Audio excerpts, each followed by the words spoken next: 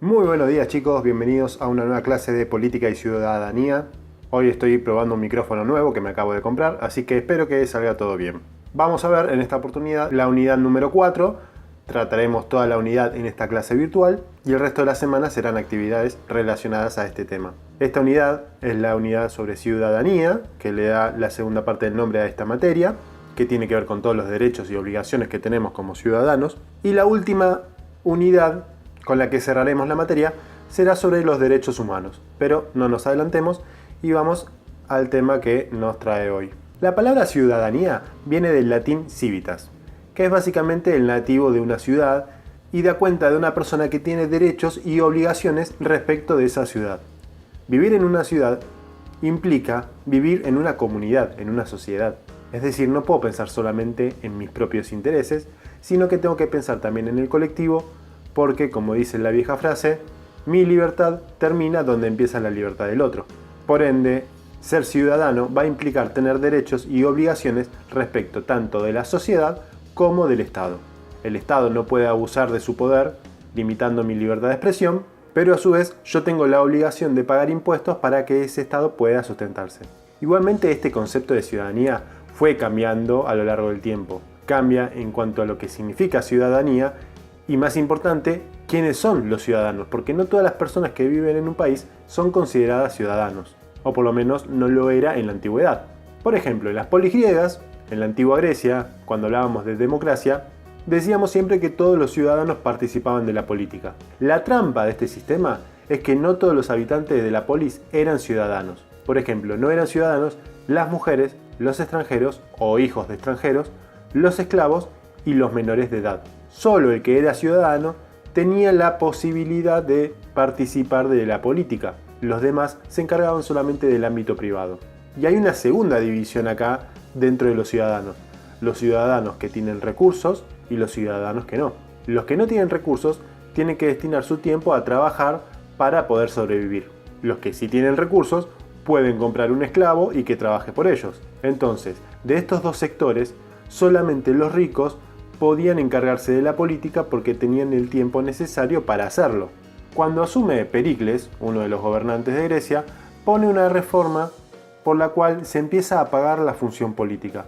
Esto lo que permite es que los que eran pobres puedan acceder a participar de la política, ya que les permitía subsistir sin la necesidad de ocuparse tanto de sus trabajos privados. Hoy, cuando se debate que la política debería ser ad honorem, es decir, que no se pague, lo que están diciendo es que básicamente solamente podrían encargarse a aquellos que tienen los recursos necesarios para poder dedicarse exclusivamente a la política. Es un trabajo que lleva muchísimas horas todos los días de la semana.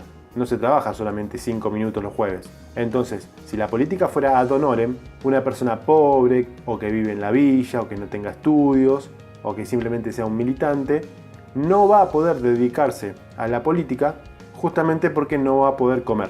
Este es el sentido de la reforma de Pericles. Acá estamos hablando de la democracia griega. Después, en la antigua Roma, el sistema era distinto. Socialmente había tres sectores: la aristocracia, que eran los patricios, las clases más altas; los trabajadores libres, los plebeyos; y los esclavos. Solamente los patricios tenían la posibilidad de participar en la política. A los esclavos ni siquiera los consideraban una persona. Entonces, estos patricios empiezan a luchar para tener más derechos políticos frente a un rey que controlaba toda la política del reino y terminan logrando que Roma se convierta en una república. Esto es, se crea un senado donde los patricios pueden elegir a representantes, que también son patricios, para que gobiernen, junto al poder ejecutivo. Los plebeyos también hicieron sus luchas y lograron, entre otros avances, que se permitieran los matrimonios mixtos entre plebeyos y patricios. ¿Qué permite esto? Si un plebeyo se casa con un patricio, asciende socialmente, se puede convertir en un patricio y por ende tener más derechos políticos. Esto respecto de la Edad Antigua. En la Edad Media, específicamente en el feudalismo, Nicolás Maquiavelo, de quien ya hablamos, decía que existían dos clases: los terratenientes y los campesinos, los que eran dueños de la tierra y los que la trabajaban.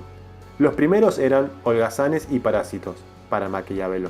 Se dedicaban simplemente a cobrar el alquiler de la tierra o quedarse con los recursos que trabajaban los campesinos. El campesino, en cambio, era un ser ignorante, no se rebelaba frente a esta injusticia. Se mantenía con un sueldo bajo, trabajando a destajo un montón de horas. Esta situación generó un estancamiento de la sociedad donde no se permitía el progreso y no había libertad, porque el campesino estaba obligado a trabajar la tierra.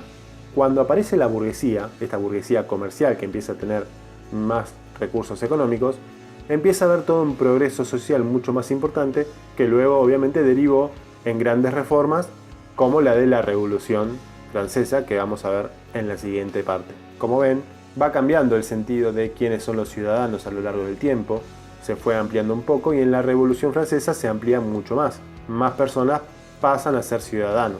No todos, las mujeres todavía no tenían derechos políticos, los pobres tampoco tenían derechos políticos, para votar uno tenía que ser propietario, sistema que también se aplicaba en Argentina, entonces sigue siendo una ciudadanía limitada.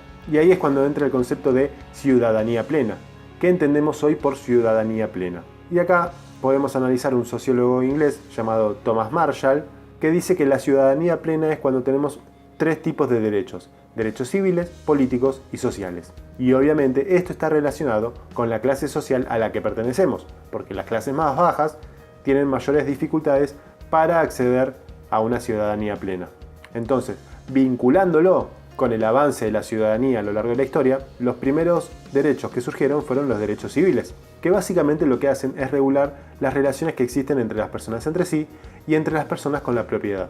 Por ejemplo, la violación a la propiedad privada, los robos o ese tipo de delitos, o incluso alguna discusión entre dos personas por un contrato que se haya violado. Todo eso es regulado por el derecho civil. Y acá tenemos dos hechos muy importantes en este sentido que fomentaron la ciudadanía civil. Uno es la Revolución de Inglaterra, en 1688, también llamada Revolución Gloriosa, donde un duque holandés, Guillermo de Orange, junto a parlamentarios ingleses, logra hacer un golpe de estado y sacan al rey Jacobo II. A través de esto, Guillermo de Orange se convierte en Guillermo III, rey de Inglaterra, pero se establece una monarquía parlamentaria, a diferencia de la antigua monarquía absolutista, donde todo el poder lo tenía el rey. Ahora, los parlamentarios también tienen derechos políticos y civiles, y se le reconocen a la burguesía muchos más derechos que antes no tenían. El otro más conocido es la Revolución Francesa. Cuando cae la monarquía absoluta de Luis XVI, se redacta la Declaración de los Derechos del Hombre y del Ciudadano y se logra una igualdad ante la ley, tanto en derechos como obligaciones. Todas las personas somos iguales ante la ley. Es otra forma de abolir la esclavitud, por ejemplo, porque si sos persona, sos igual que cualquier otro ante la ley. Esto en cuanto a los derechos civiles. Recuerden que no todos podían votar, es decir, no todos tenían derechos políticos. Y ahí es cuando seguimos avanzando y surge la ciudadanía política, que es básicamente el derecho de poder participar de actividades que estén vinculadas con el gobierno, el Estado o el poder político. Votar en elecciones, ser candidato, gobernar, peticionar ante las autoridades, todo eso que relaciona al hombre y a la mujer con el Estado y el gobierno. Acá nuevamente tenemos dos ejemplos. Uno es la Constitución francesa, que se redactó después de la Revolución en 1791, que fue hecha principalmente por la burguesía.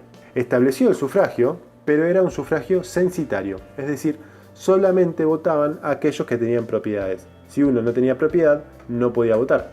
Era una democracia limitada solamente a los terratenientes. Esta burguesía era más partidaria de una monarquía constitucional, no tanto de una república democrática, como planteaba otro sector más radical, más revolucionario, que buscaban una revolución completa y borrar todo rastro de la monarquía.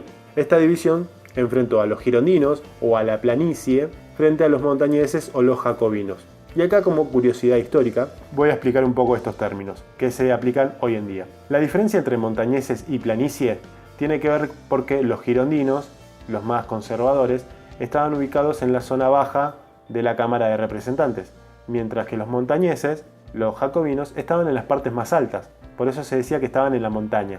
Pero la distinción más importante es la de izquierda y derecha. En esa asamblea, donde estaban todos estos personajes, los jacobinos se sentaban a la izquierda de las bancas y los girondinos se sentaban a la derecha. Hoy en día, los términos izquierda y derecha ideológica hacen referencia a esto. La izquierda está más vinculada con lo jacobino, con lo más radical, con el cambio más brusco, mientras que la derecha está vinculada con ideas más conservadoras, con el mantenimiento del status quo, de lo que está constituido, de mantener la situación como existe. Entonces, si viene alguien y plantea una revolución, probablemente sea más de izquierda que de derecha. Obviamente, como todo en política, estos términos se fueron transformando. No significa lo mismo hoy en día izquierda y derecha, ni tampoco significa lo mismo en Argentina, que puede tener que ver con el frente de izquierda, trotskista, marxista, mientras que en Estados Unidos la izquierda es el Partido Demócrata, un partido claramente liberal, que acá en Argentina tendría mucho más relación con un partido de centro-derecha. El otro ejemplo es la Revolución estadounidense en 1776, cuando se independizan de Inglaterra. Es una revolución que, si bien aumenta la cantidad de derechos civiles a toda la población, no le daba los derechos políticos a los negros y a los esclavos. La Revolución estadounidense no abolió la esclavitud. Es más, mucho tiempo después se va a producir una guerra civil entre el norte y el sur, donde el sur seguía promoviendo el mantenimiento de la esclavitud y el norte quería abolirlo. Incluso George Washington, uno de los próceres máximos de Estados Unidos y de su revolución, tenía esclavos en sus propias plantaciones. Entonces la esclavitud seguía existiendo y estos personajes no iban a tener derechos políticos hasta muchísimo tiempo después. El último tipo de ciudadanía son los derechos sociales o la ciudadanía social. Esto tiene que ver más con las condiciones económicas de vida de una persona, que puede acceder a una vivienda digna, a educación, salud, trabajo, que pueda tener una vida digna. Porque le puedo dar derecho a votar, le puedo dar los mismos derechos que cualquier otra persona en cuanto a lo civil, pero si esa persona no tiene para comer, no está ejerciendo su ciudadanía social. Y esta ciudadanía surge principalmente a mediados del siglo XX por la amenaza comunista. Ya había caído la Alemania nazi, la Italia fascista, el mundo se dividía entre capitalistas y comunistas, y el comunista avanzaba muy rápidamente frente a la pobreza extrema que había quedado en Europa. Para contener a las poblaciones que no se volcaran todas al comunismo, que prometía un mejor estilo de vida, los estados empiezan a dar más derechos sociales, frenando un poco este avance del comunismo sobre Europa occidental. Estos estados se caracterizan por brindar derecho a la educación, salud, trabajo, vivienda, como mencioné anteriormente, pero en la década del 70 los estados de bienestar entran en crisis, se hacen reformas liberales que dejan de lado estos estados de bienestar, pero en los 90, con la caída del muro de Berlín y la Unión Soviética, el capitalismo termina avanzando muy fuertemente sobre toda la Europa comunista y expandiendo sus ideas neoliberales al resto del mundo. Estos son los tres tipos de ciudadanía que una persona debe tener. Muchos derechos se conquistaron en el siglo XX y en algunos países hay muchos derechos que todavía no existen. La ciudadanía, una vez que la tenemos, puede ser de dos maneras. Puede ser activa o pasiva. La ciudadanía pasiva, o en otras palabras, delegativa, es esa ciudadanía que solamente se encarga de votar y confía en sus gobernantes para hacer todo lo demás. Muy similar a la democracia delegativa de la que habíamos hablado con Guillermo O'Donnell. El contrario es la ciudadanía activa, que es consciente de sus derechos, busca informarse para tomar decisiones políticas, influye sobre la realidad, realiza manifestaciones, junta firmas, busca cambiar la realidad, no solamente votando, sino participando mucho más. El Estado tiene parte fundamental en esto, porque puede fomentar una ciudadanía pasiva o activa. Algunas herramientas para fomentar una ciudadanía activa, que es muy importante, es abrir canales de participación, que la ciudadanía pueda participar en la toma de decisiones de la comunidad. Un ejemplo son los presupuestos participativos que realizan los municipios, donde la población puede decidir dónde se destina una parte de los recursos. No voy a hablar mucho más sobre esto porque quiero que lo investiguen ustedes. Otra cosa que puede hacer es dar derechos a sectores que antes estaban excluidos, que no tenían ningún tipo de derecho. Podría ser el matrimonio igualitario, la ley de identidad de género. Se le está dando un montón de derechos a sectores que históricamente estaban excluidos y no podían participar activamente. Entonces estos sectores empiezan a tener algo para defender y para defenderlo activamente. Entonces, cuanto más derechos, más activa termina siendo la población. Y finalmente, fomentar una educación crítica. Que la escuela no sea solamente una fábrica de reproducir personas todas iguales, con el mismo discurso, todas respetando la autoridad, sino que sean personas que critiquen lo que ven a su alrededor, que tomen decisiones racionales, que decidan las cosas que están bien o que están mal, siempre con un criterio de justicia, igualdad y solidaridad. Pero en definitiva que sean sujetos pensantes, que no se dejen arrastrar por las masas, que les digan lo que tienen que hacer y que no se interesen por nada. Otro concepto que podemos relacionar a la ciudadanía es el concepto de nacionalidad. Y esto es muy importante porque la nacionalidad, ser nacional de un país, permite tener un montón de derechos que no los tendría si yo fuera extranjero. Hoy en día el extranjero tiene la posibilidad de nacionalizarse en nuestro país, a diferencia de lo que era la antigua Grecia. En la antigua Grecia, si uno era extranjero, moría extranjero. Incluso esa condición se heredaba, es decir, si dos extranjeros tenían un hijo en Grecia, ese hijo iba a ser extranjero también, por ser de padres extranjeros. Acá no, si nace en Argentina, es argentino, punto, no hay discusión. Muchas veces con el problema de la inmigración ilegal en Estados Unidos, hay muchas personas que buscan tener hijos en Estados Unidos para que cuando nazcan sean un ciudadano estadounidense. Por eso hay tantas discusiones de familias que se terminan separando porque una parte de la familia es expulsada del país, a la otra parte no la pueden expulsar porque son ciudadanos. Entonces se genera mucha discusión. Por suerte acá no pasa. Incluso la Argentina no te obliga a nacionalizarte. Sí tenés que tener un documento nacional de identidad argentino, pero eso no implica que estés nacionalizado, simplemente que estás registrado dentro de la Argentina. Ya vimos en la Constitución Nacional que asegura derechos para todos los habitantes de nuestro territorio. Por ende, no exige que se nacionalicen, pero sí que tengan DNI, por ejemplo para trabajar. En aplicaciones como Rappi, Globo o Pedido Ya, hay muchos, principalmente venezolanos, trabajando ahí, y la razón es porque no les exigen DNI para trabajar. Muchas de estas personas tienen algún problema para tramitarlo o lo están tramitando, entonces uno de los pocos trabajos a los que pueden acceder es a estas aplicaciones, o si no a un trabajo no registrado. No tener DNI significa no poder abrir una cuenta bancaria, no poder tener una tarjeta, no poder acceder a algún servicio público del Estado. Entonces es muy importante tener documento. Incluso hay muchas campañas del Estado donde buscan documentar a muchas personas que no están registradas. No solamente extranjeros, sino también muchos argentinos. Aún así, hay diferencias en cuanto a lo político entre extranjeros y nacionales o nativos. Por ejemplo, los extranjeros no pueden ni presentarse ni votar cargos nacionales. Hoy en día un extranjero no puede votar presidente, sí puede votar los cargos locales. Una persona que vive en capital, pero es de otro país, puede votar jefe de gobierno porteño, pero no puede votar presidente. En las elecciones nacionales, donde se vota todo junto, hay una mesa específica para extranjeros donde las boletas no tienen la parte de presidente, porque ellos no tienen permitido votarlo. Esto es algo que podríamos debatir. ¿Por qué un extranjero no tiene derecho a votar a un presidente si está viviendo en la Argentina? Pero un argentino que está viviendo en otro país sí tiene derecho de votar a un presidente del cual no le afecta ninguna decisión. ¿Es justo realmente que pase esto? ¿Deberían votar solamente los que estén dentro del país? Es algo que podríamos discutir. En todo el mundo, en toda democracia, los que están radicados afuera votan en su país a través de la embajada. Incluso han habido acá en Argentina campañas, específicamente de Italia, para aquellos argentinos que tienen ciudadanía italiana, porque se puede tener doble ciudadanía, o aquellos italianos que viven acá, voten en las elecciones de los cargos legislativos de Italia.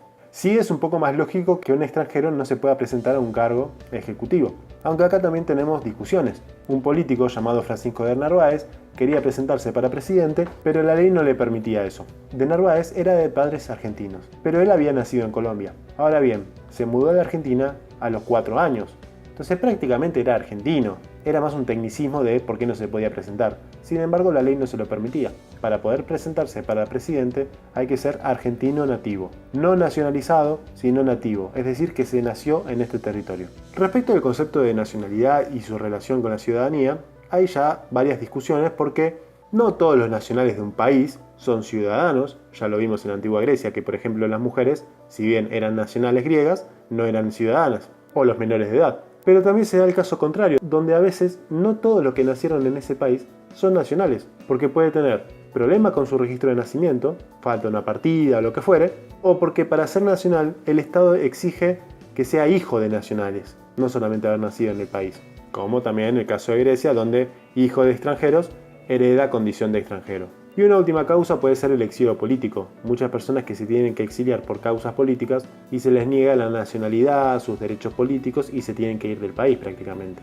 Al no tener nacionalidad, se pierden muchos derechos. Como vieron recién, se pierden varios derechos. La Declaración Universal de los Derechos Humanos afirma el derecho de toda persona de tener por lo menos una nacionalidad. En algunos casos se puede tener doble.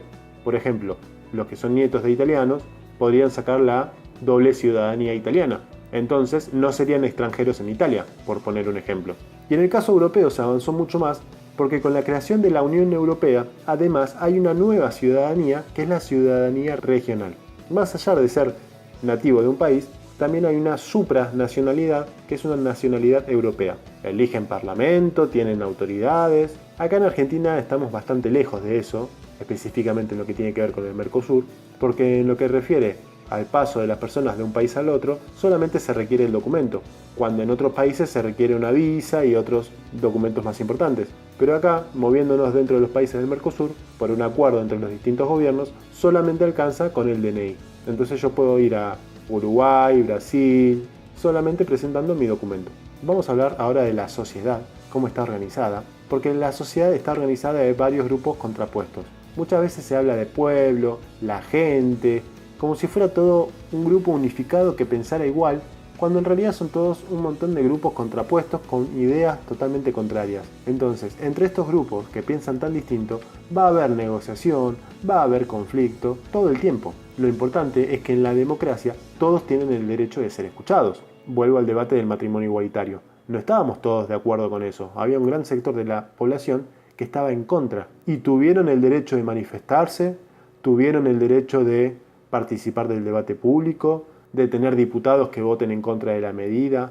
El sistema democrático les aseguró eso. Si hoy se implementó el matrimonio igualitario es porque la mayoría quería que se apruebe.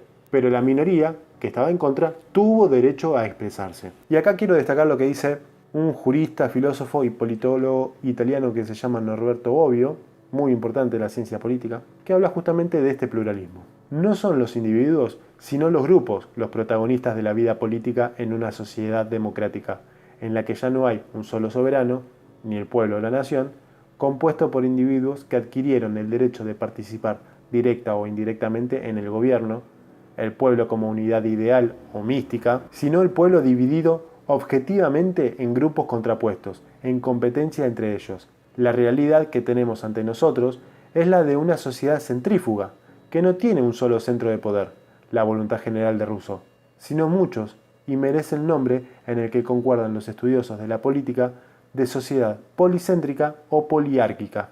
Recuerden poliarquía que hacía referencia a muchos. Centrífuga es lo que hace un lavarropas cuando centrifuga, toda la ropa que está ahí girando se va para afuera, no se va hacia el centro, porque la acción del girado mueve las cosas sobre el centro. Lo contrario es una fuerza centrípeta que mueve todo hacia el centro.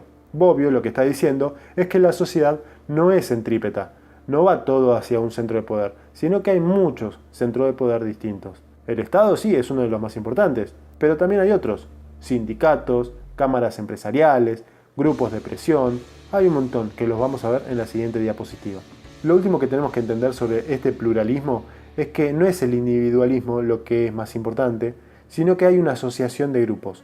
Los individuos se juntan en determinados grupos, sindicatos, cámaras empresariales, los principales, o partidos políticos, ONG, distintas asociaciones, pero esta sociedad implica tener un pensamiento social. No podemos tener un pensamiento netamente individualista, porque si nos regimos solamente con lo que pasa a nosotros, no nos damos cuenta del perjuicio que podemos causar al resto de la sociedad. Ejemplos, si yo pensara solamente en mí, no respetaría los semáforos, porque yo quiero llegar temprano, estacionaría el auto donde quiero, pondría música a las 5 de la mañana a todo volumen. De vuelta, mi libertad termina donde empieza la del otro. Puedo hacer lo que se me canta, siempre y cuando no esté perjudicando a otra persona. ¿Por qué es obligatorio usar barbijo? ¿Por qué violan mi libertad de usar barbijo? Porque si no lo usás, podés contagiar a otra persona y la estarías perjudicando. ¿Por qué es obligatorio que yo me vacune? Porque si no te vacunás, podés hacer que vuelva una enfermedad que estaba erradicada y afecta a muchas personas a nivel pandemia y muchos terminan muriendo por tu decisión de no vacunarte. Entonces, más allá de las opiniones individuales de cada uno sobre un tema particular, se impone el pensamiento social para proteger a toda la sociedad, no solamente a una persona. Y el problema, anticipándonos a la última diapositiva, es que dentro de todos estos grupos, algunos tienen más fuerza que otros. Todos se juntan para tener más poder. El problema es que algunos son más poderosos. Y vamos a ver entonces cómo es que se ejerce esta presión sobre el poder. Principalmente, uno de los grupos más importantes, sin ningún tipo de duda, son los medios de comunicación. Modifican lo que es la opinión pública, que es la opinión que la sociedad en general tiene sobre un tema particular. Y esto les permite a un gobierno, por ejemplo, mantener o perder el poder. Termina contribuyendo. No son determinantes, no es lo único que determina eso, pero sí ayudan muchísimo. Entonces, la opinión pública termina siendo manipulada a través de los medios de comunicación y de la propaganda. Por ejemplo, el régimen nazi utilizaba mucho la propaganda. La famosa frase miente, miente que algo quedará tiene que ver con esto. Utilizar la propaganda constantemente porque de todo lo que se dice algo le va a quedar al ciudadano y lo va a adoptar. Y acá viene un concepto muy importante que es el de la agenda. La sociedad va a tener una opinión sobre un tema cuando éste está en agenda. La agenda básicamente son los temas que están en discusión, los temas más relevantes, los temas que se discuten. Y este es el gran poder que tienen los medios de comunicación. Imponen la agenda, imponen de lo que vamos a discutir. No tiene que ver con lo más importante. Puede haber cosas muy importantes que no están en la agenda, entonces, como no aparecen ahí, el pueblo no lo discute.